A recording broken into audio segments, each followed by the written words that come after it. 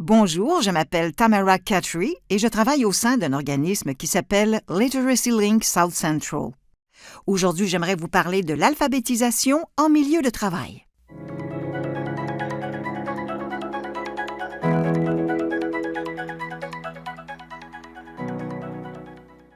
Avant de poursuivre le balado, prenons une minute pour discuter de la définition de l'alphabétisation.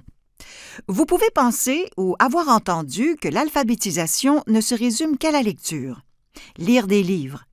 De nos jours, l'alphabétisation englobe l'écriture, la communication et les mathématiques, ainsi que la capacité à utiliser des appareils numériques comme les ordinateurs, les cellulaires et les tablettes.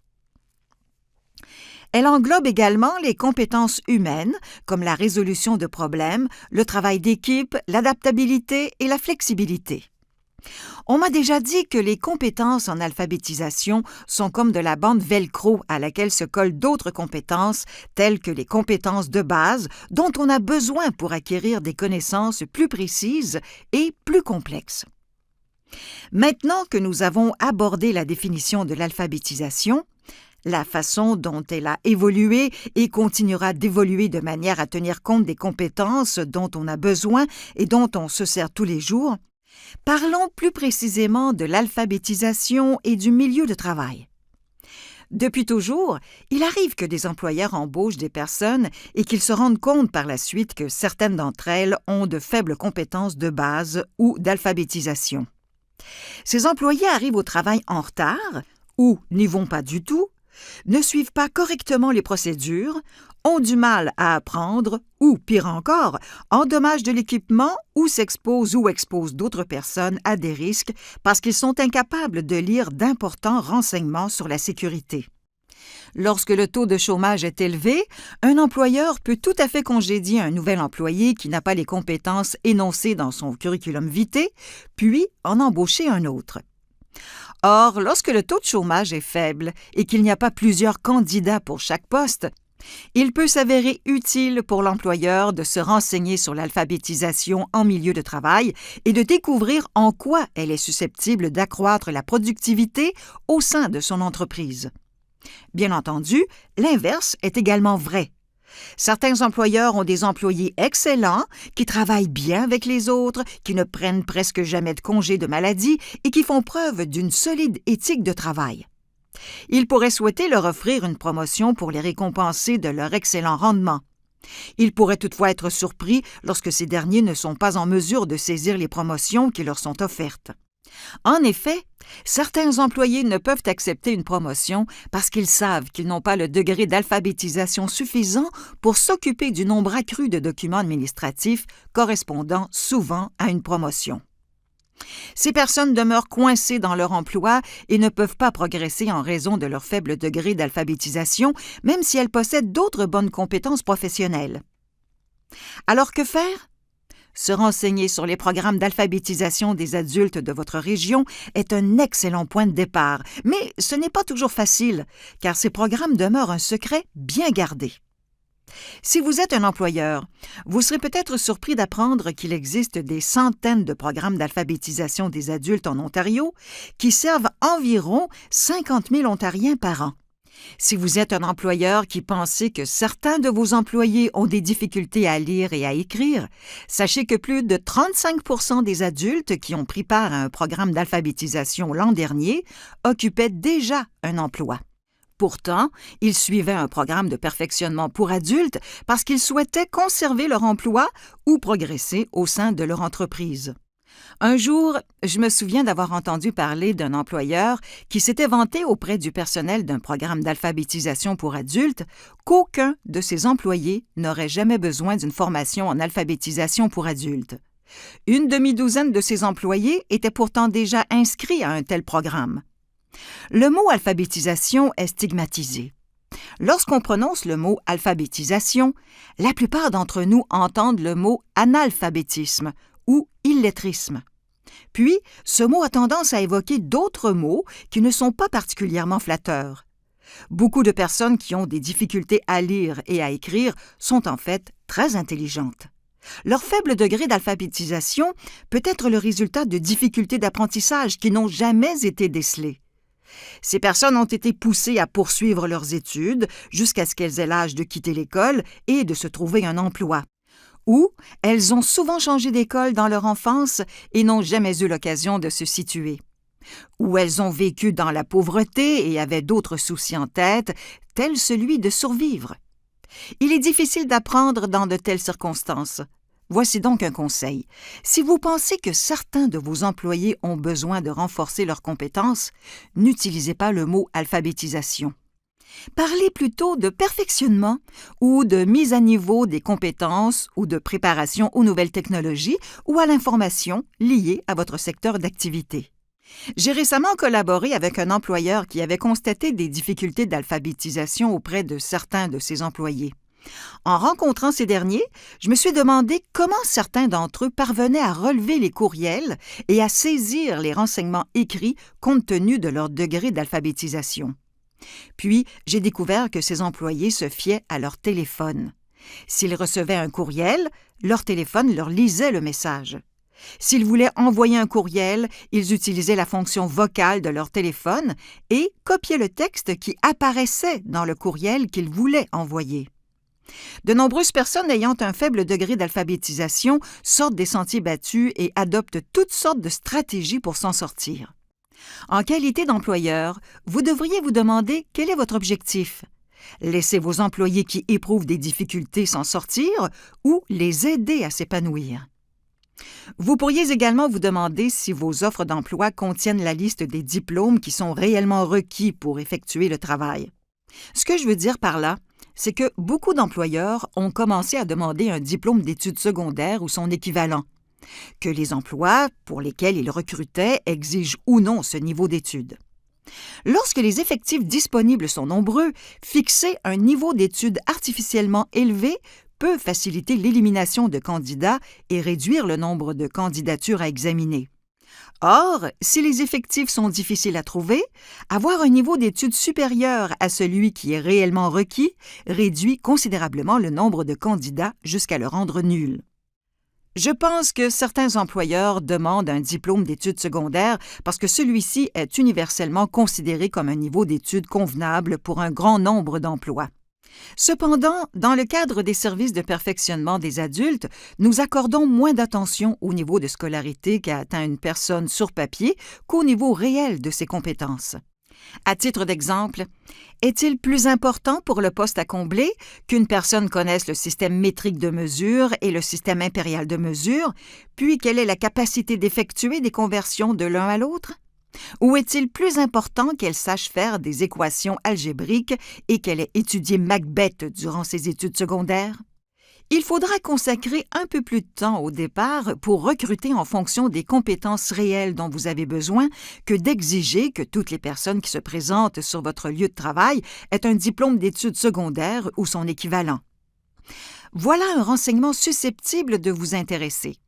En 2020-2021, plus de la moitié des personnes qui se sont inscrites à des programmes d'alphabétisation pour adultes en Ontario avaient déjà un diplôme d'études secondaires ou un diplôme d'études postsecondaires.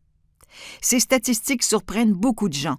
Si je mentionne ces statistiques, ce n'est pas pour provoquer un effet de choc ou critiquer le système scolaire de la maternelle à la 12e année en Ontario.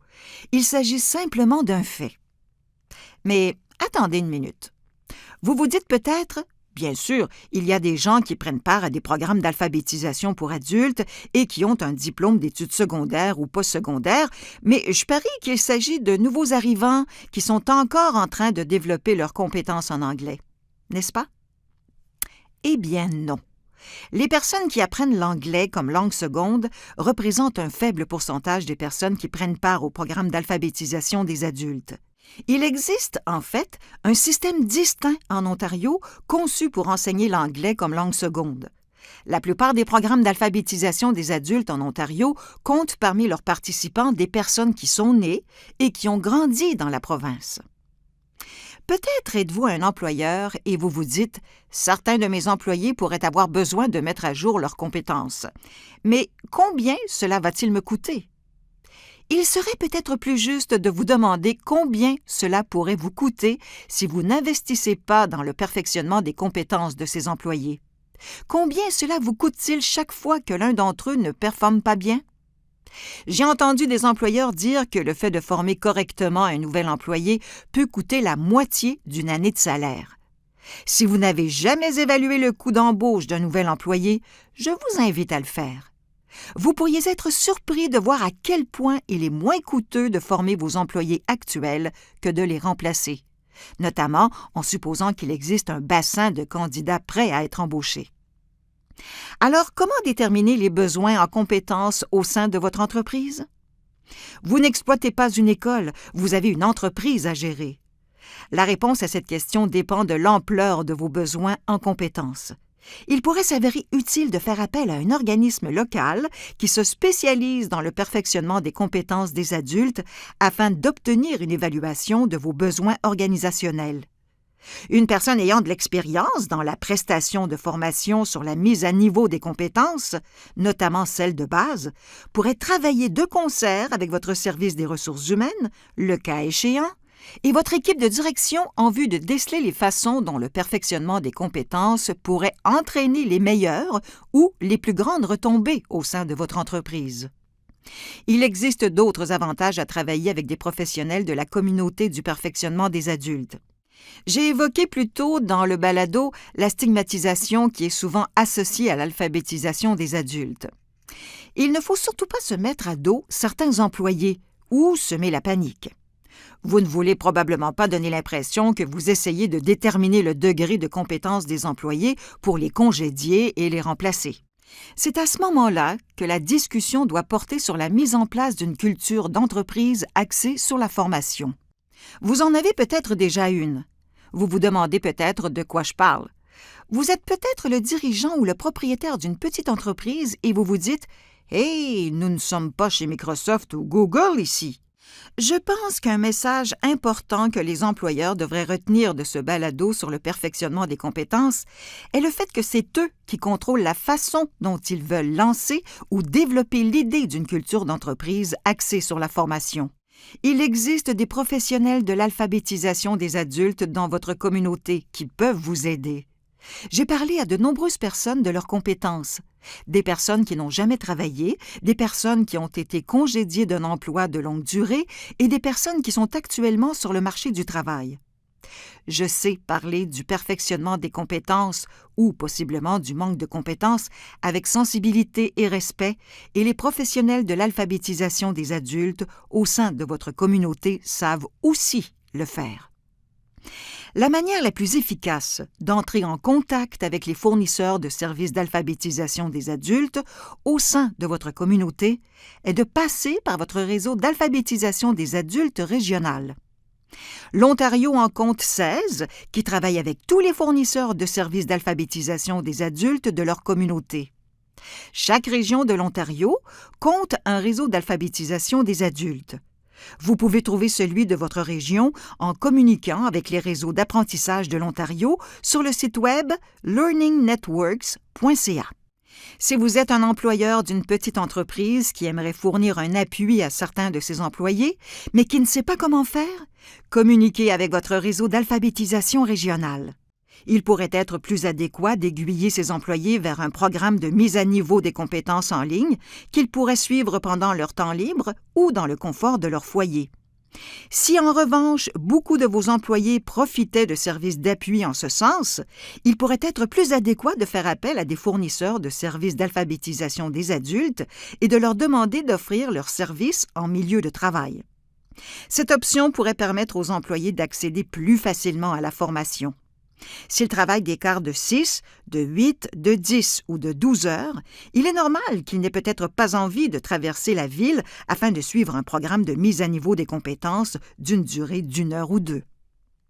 Le marché du travail se transforme. Les compétences requises pour réussir au travail changent.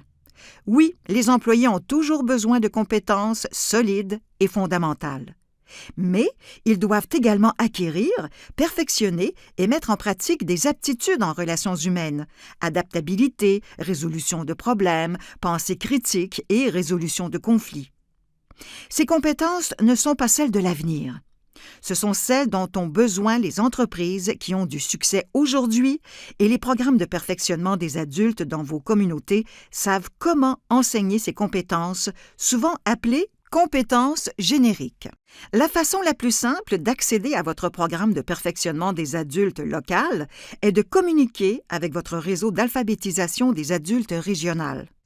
Pour les francophones de l'Ontario, communiquez avec la COFA pour connaître le centre le plus proche de chez vous, soit en appelant au 1-877-464-0504 ou en allant au www.coalition.ca. Découvrez la façon dont les programmes d'alphabétisation en milieu de travail peuvent contribuer à soutenir votre entreprise et vos employés.